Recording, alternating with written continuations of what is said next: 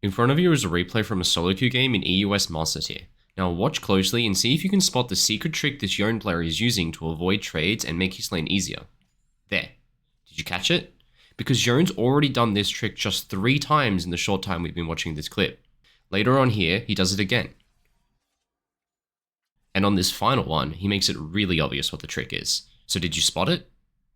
What Yone is doing is he's consistently altering what side of the wave he stands on to ensure that he is always opposite to his lane opponent TF. TF goes right, and Yone shifts left.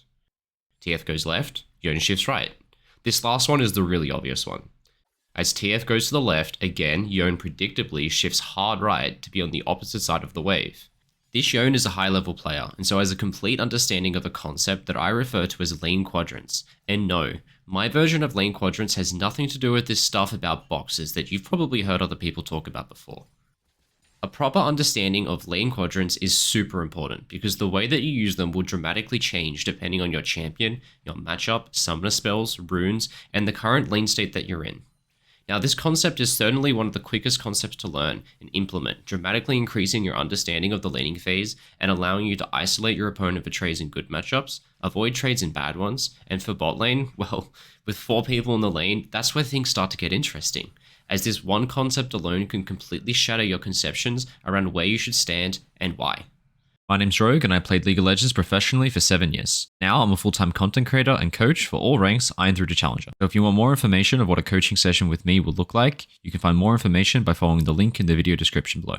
While you're in the description, you'll also find the link to my Patreon, where I post all of the recordings of my best coaching sessions in full. With collections sorted by role and rank, including sessions where I've coached for professional level teams, you can get a glimpse into what pro level League of Legends look like from the inside. No matter what you're looking for, you'll easily be able to find something that's going to help you improve, no matter your rank. When you're in lane, try to imagine the minion waves as a wall that has the ability to split the lane into 2 distinct sides. Now, trading from one side of the wall onto the other, or across the wave, is extremely difficult to do because in order to do this, we have to stand inside of the minion waves, which is somewhere that you never want to be standing for several reasons. Firstly, in early lane, your first objective you want to achieve in most situations is to take push. This is something I've already made a video about already, but the best usage of your abilities to serve this function of taking push is to aim them in a way that hit both your opponent and the minion wave. This means the best place to stand in lane is always outside of your own minions, so your enemy now has the choice between using their spells on you or on the minion wave, but now they can't have both. The problem with trading with your opponent across the wall is that in order to do so, you have to walk up and stand inside of your own minion wave, where your opponent can easily hit both you and the minions with just one spell. The second reason is due to creep damage. Now, attacking an enemy champion taunts nearby minions to attack you, and in the early levels, these creeps do a ton of damage. Important to note though is that creeps deal far more damage if you stand still compared to if you run around with them chasing you, as they don't get the full benefit of their attack speed since minions don't watch enough Rat IRL space gliding videos to know how to walk between their attacks. What this means though is that when trading across the wall, you are immediately in range of all enemy minions the moment you hit the enemy, and if you stick around to continue the trade like Vladimir does here, these creeps will get to stand still and unload for far too long. They'll even get a couple hits in your back as you go to disengage, and what this means is that most of the time when trading across this wall, you are going to lose the trade. In our clip from the intro, there are several times that TF is trying to trade from across the wave, but he's unable to follow up with auto attacks after using his W, since the massive amount of creep damage he will take if he continues to fight from inside the wave is just too much for him to justify it. Yone's trick of constantly swapping sides has allowed him to keep this wall up between him and his lane opponent, and because of this wall, Yone is able to completely block TF from trading on him, which has negated the difficult early game aspect of this melee versus range matchup. So to demonstrate everything we've just learned, I challenge one of my own students to play who hit Master Tip but doesn't main mid lane to a 1v1 without telling him what the purpose of it was. Now, this is to demonstrate that depending on your matchup and what side of it you're on, sometimes you want to be opposite your opponent with the wall in between, but sometimes you want to be on the same side of the wave of them. So in a matchup like Ahri versus Ziggs, Ahri takes push not by hitting the wave, but by trading.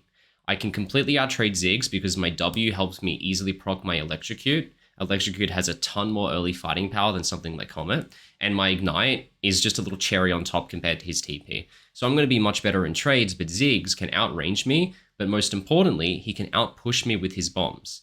If he can stay opposite the wave to me and use Q on the wave to take push, then he can take trades once he's got the level advantage in the bigger wave. But I need to safe side myself at the same side as him, so we're going to watch as the wave comes in, and we spot that he's bot side, so I'm immediately going to pivot to the bot side of the lane. And then as soon as he wastes his Q, we're going to run up and take an electrocute proc for a really good trade. Alright, good stuff. Now there's a little bit of downtime here while we're waiting for my electrocute to come up, where we're just hitting creep to try and secure push, but it's a bit of a race. But pretty soon my electrocute's back up, so what we're going to see is I'm going to walk to the top side to see if I can match him on that side. But he kind of instinctively walks bot, so I match that, and I get an electrocute proc. Now what's important is he just Q'd me.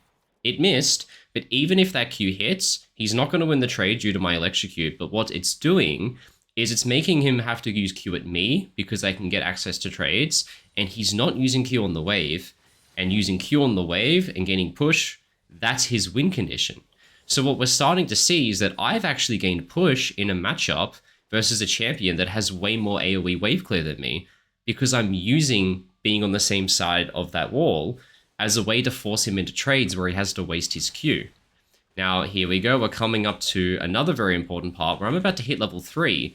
Now, my E is blocked by minions, which is yet another reason why I don't want the wave between us. So when he pivots topside, I'm also going to go topside. He's hiding behind this minion, so I'm going to try and kill it. And then instinctively, he runs to the bottom side, so we're going to, again, match him on the bottom side of the lane. And then he decides to challenge me without the minions to back him up. We're going to get yet another electrocute proc, a really good trade. And in a matchup where I should probably lose push because he has more wave clear, I've gained push through trading. It's given me enough electrocute procs that now he's so low health that I can just run up and kill him. Now, after finishing that 1v1, I explained to the student the purpose of the 1v1 and what topic I was trying to teach and how he should play it. Now that he understands that he should stay opposite the wave to me, we're going to play the matchup again and watch at how much better this goes for him. So we start out, I try to match him, and I manage to get my electrocute proc, which is a great trade for me. But now, watch how well he plays it. I pivot bot side, he goes top. Now when I pivot to top side, he goes to bot side.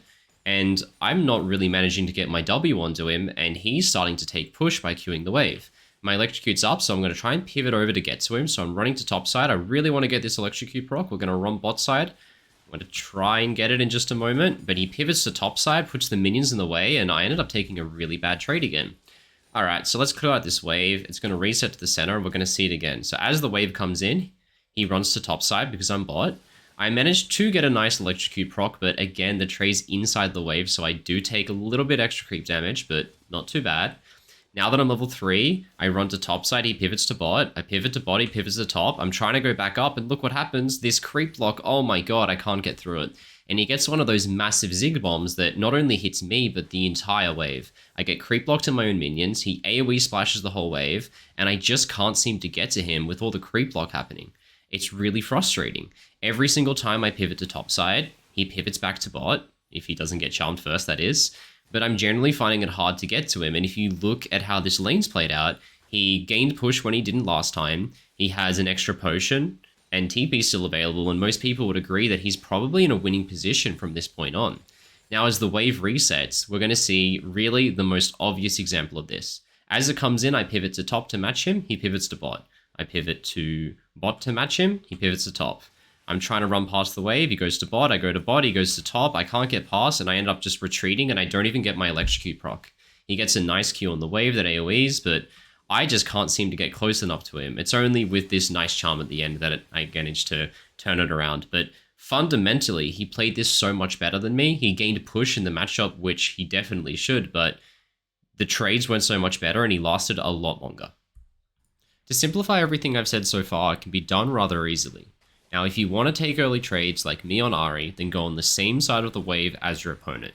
But if you want to avoid early trades like the Ziggs player, then go opposite the wave and build up that wall of minions between you and your opponent that they can't trade across. In top or mid, this is simple to do because you're thinking about your positioning in relation to just one enemy. But what about in bot lane? Now, having 4 people in a lane does complicate things because you have to think about your positioning a lot more.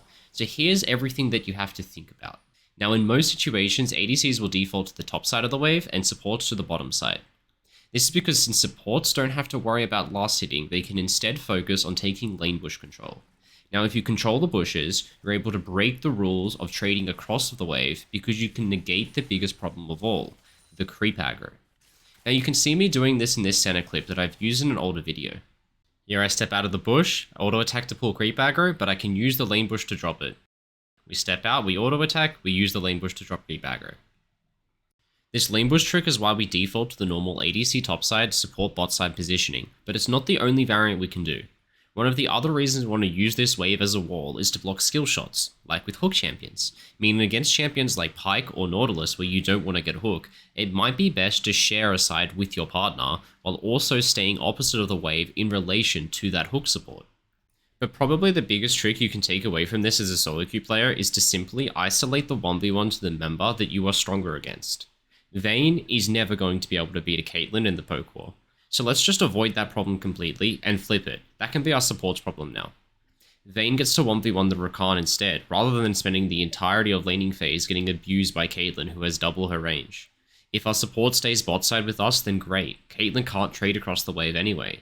If they swap to top side, then it's not really your problem anyway, so who cares? And if the Caitlyn follows you to bot side, well, let's just swap back to top so she can't get to us. There are a ton of variations to what you can do with this information, but the simple rule that you should remember is this. If you want to trade, match your opponent on the same side. If you want to avoid trades, then go opposite of them and use the minions as a wall that separates you. Now, if you want to learn more simple tricks like this one that will dramatically help your laning and other parts of your gameplay, you can always find what you're looking for over on my Patreon. You can watch the full uncut recordings of my coaching sessions in full, even those with challenger and pro level players. And of course, you can even book in a one-on-one coaching session with me if you'd like. The links to both of these are in the video description. My name's Rogue, and thanks for watching.